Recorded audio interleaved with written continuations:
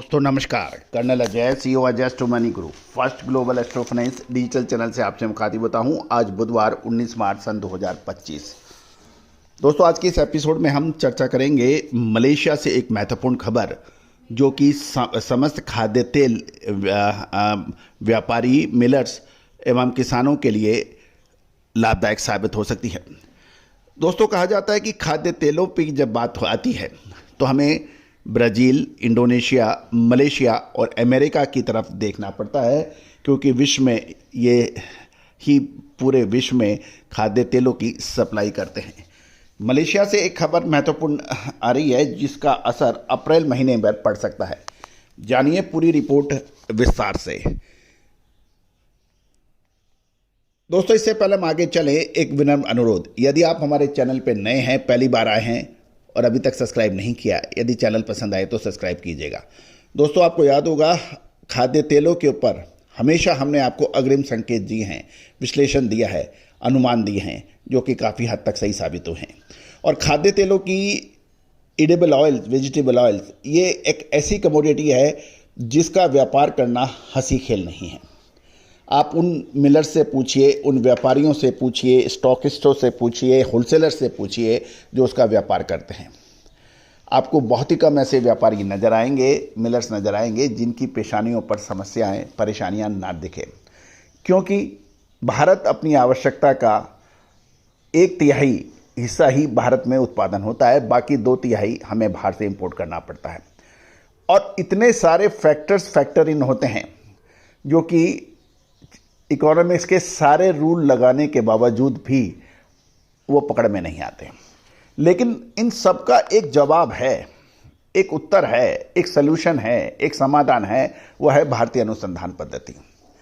दोस्तों भारतीय अनुसंधान पद्धति का जब संबंध फंडामेंटल एनालिसिस के साथ हो जाता है तो वो अद्भुत रिजल्ट ले आता है, और इसका परिचय इसको हम आपको लगातार देते हैं। जानिए महत्वपूर्ण खबर विस्तार से। दोस्तों खबर निकल के आ रही है कि मलेशिया ने अप्रैल के लिए कच्चे पाम ऑयल का निर्यात कर को 10% पे बना के रखा है।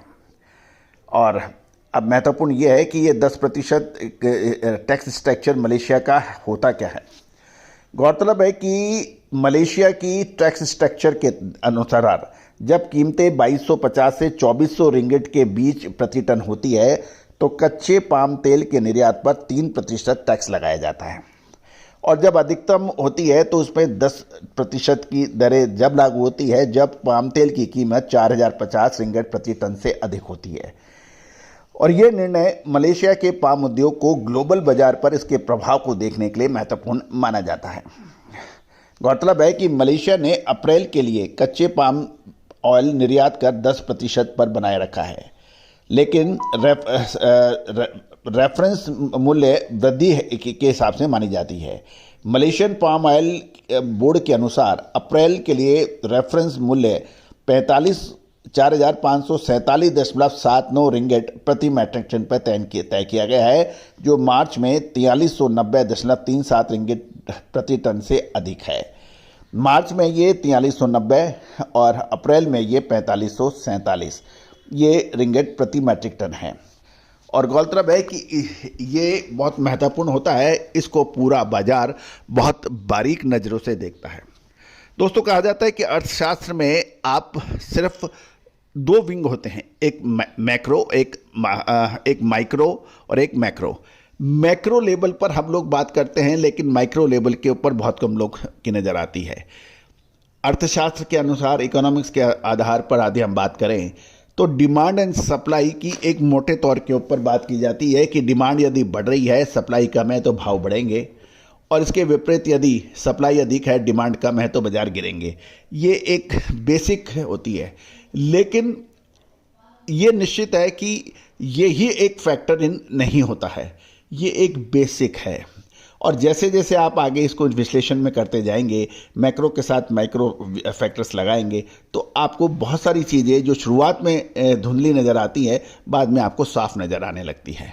और दोस्तों यही काम अनुसंधान यानी विश्लेषक का होता है।